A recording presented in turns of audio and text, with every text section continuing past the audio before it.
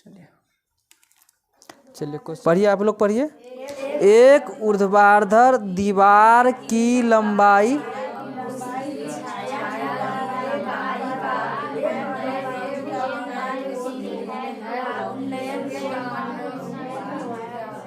हाँ, कहा एक ऊर्ध्वाधर दीवार की लंबाई तथा उसकी छाया की लंबाई का अनुपात 1:3 है, तो सूर्य का उन्नयन कोण क्या होगा? यही ना क्वेश्चन सेम है, पकड़ लिया।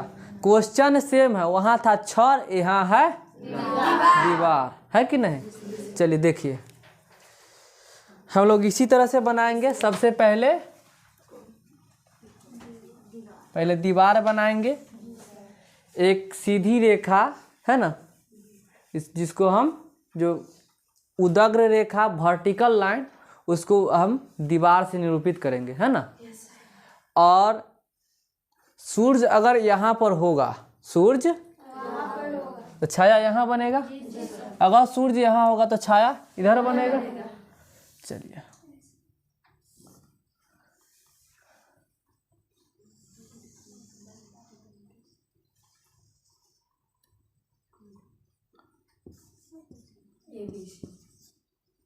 ठीक है, कुछ नाम रख दिए, ए बी सी। एक दीवार, ए बी एक क्या है? दीवार है। और बी सी क्या है? उसका छाया है। आई कोण कितना है? ठीक है, मान लेते हैं। पूछा सूर्य का उन्नयन कोण, उन्नयन कोण ने पूछा है, तो सूर्य का उन्नयन कोण कितना होगा? ए बी एक दीवार है, बी सी उसकी छाया है, यानी ए बी दीवार की लंबाई, बी सी छाया की लंबाई, यानी ए बी और बी सी, ए बी अनुपात बी सी बराबर 1:3। ठीक है, हमसे पूछा गया कितना? थीटा पूछा गया है कि नहीं। तो इसको बनाने के लिए हम direct heat and trial method भी लगाएंगे। 1/√3, यानी एक यहाँ √3 यहाँ, 1/√3 लंब बटा आधार, 1/√3 किसका? tan 30 डिग्री का मान, थीटा 30 डिग्री। ऐसे बना सकते हैं। और भाया मेथड चलेंगे, माना की अनुपाती संख्या x, माना की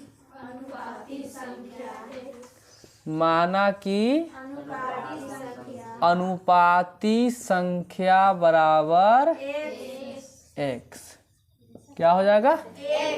तो ए बी बराबर 1 गुना x, यानी x, और बी सी बराबर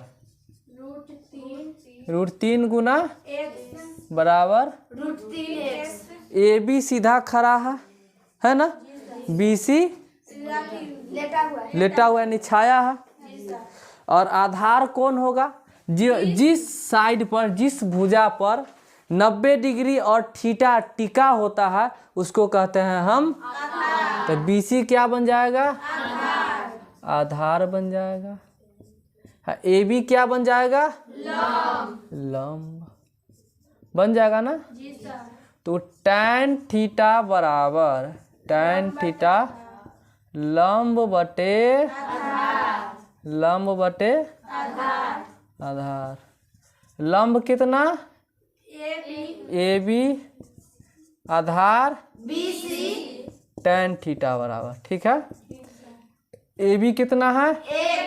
बी सी कितना है? √3x, tan थीटा बराबर। ठीक है, x खत्म, ऊपर 1, tan थीटा बराबर 1/√3 किसके बराबर? tan से tan खत्म, थीटा बराबर 30 डिग्री। तो अब भी सूर्य का उन्नयन कोण कितना ही है? 30 डिग्री। यही हमारा क्या हो जाएगा? आंसर।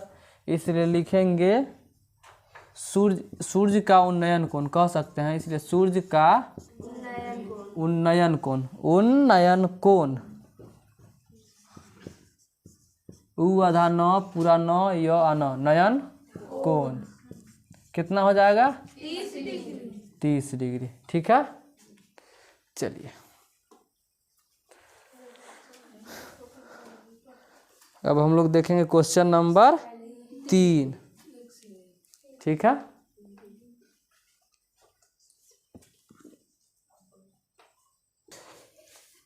चलिए, एक ऊर्ध्वाधर दीवार की लंबाई एवं उसकी छाया की लंबाई, ये क्वेश्चन तो हो गया है।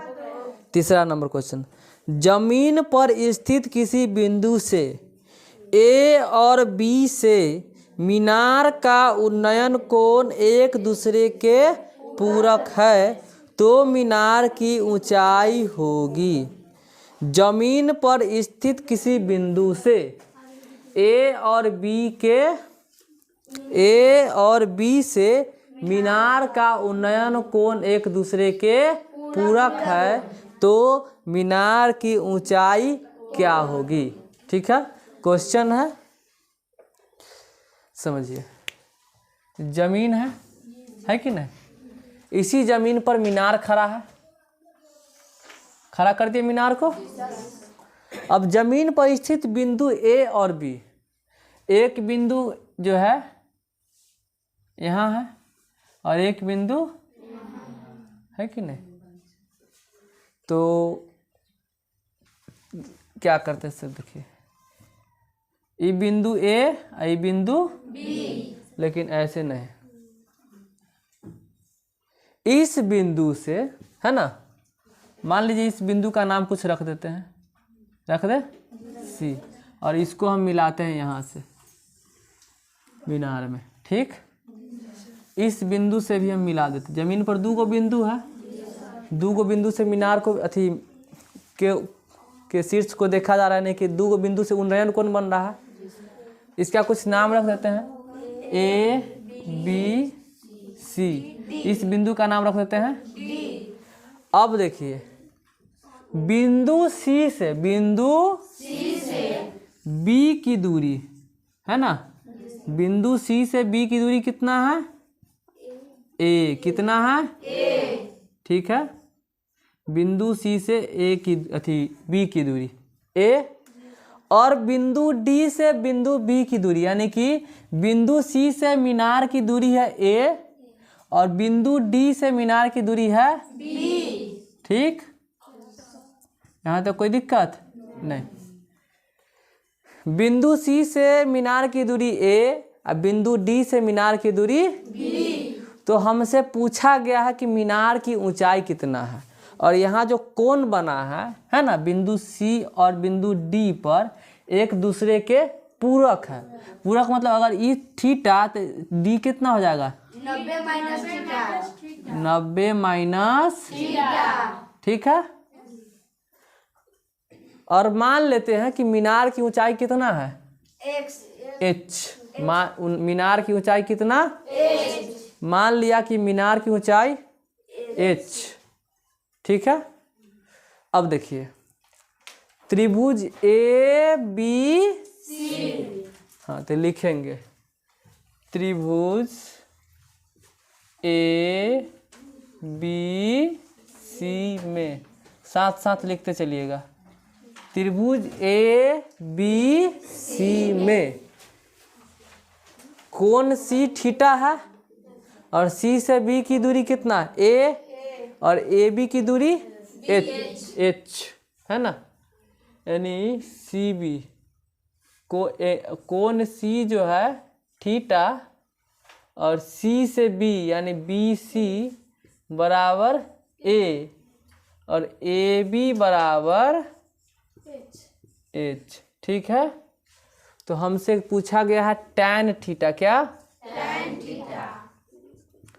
अब ए बी जो है मीनार लंब बन जाएगा और बी सी बन जाएगा आधार, लंब बटा आधार tan थीटा, लंब हो जाएगा ए बी, होगा ना, मीनार की ऊंचाई लंब और आधार, जमीन क्या बन जाएगा, आधार, और लंब बटा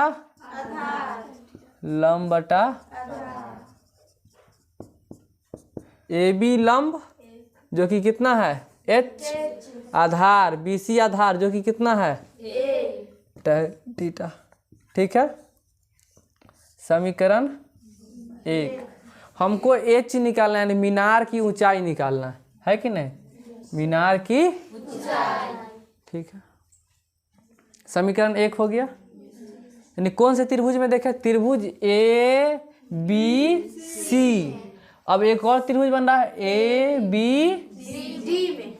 अब देखेंगे त्रिभुज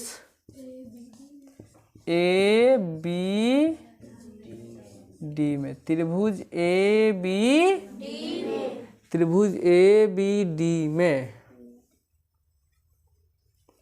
कोण डी कितना हो जाएगा? 90 डिग्री माइनस थीटा। ठीक है। ए बी तो एच और बी डी चाहे डी बी कितना बनेगा? बी। ए बी हो जाएगा लंब और बी डी बन जाएगा आधार। ए बी लंब और बी डी आधार। ठीक है। फिर लगाते हैं tan थीटा। तो थीटा के जगह पर अब इस बार कितना है? 90 डिग्री माइनस थीटा। लंब बटा आधार। लंब कितना? h। आधार कितना? यानी tan 90 माइनस थीटा क्या बनता है? cot theta. cot थीटा बराबर h बटे यहाँ tan थीटा आया, यहाँ लेकिन हम जानते हैं कि cot थीटा जो है, अगर cot थीटा का उल्टा क्या होता है?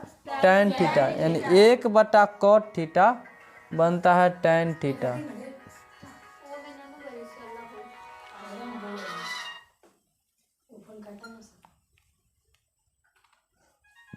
tan थीटा बराबर b बटा। ठीक है।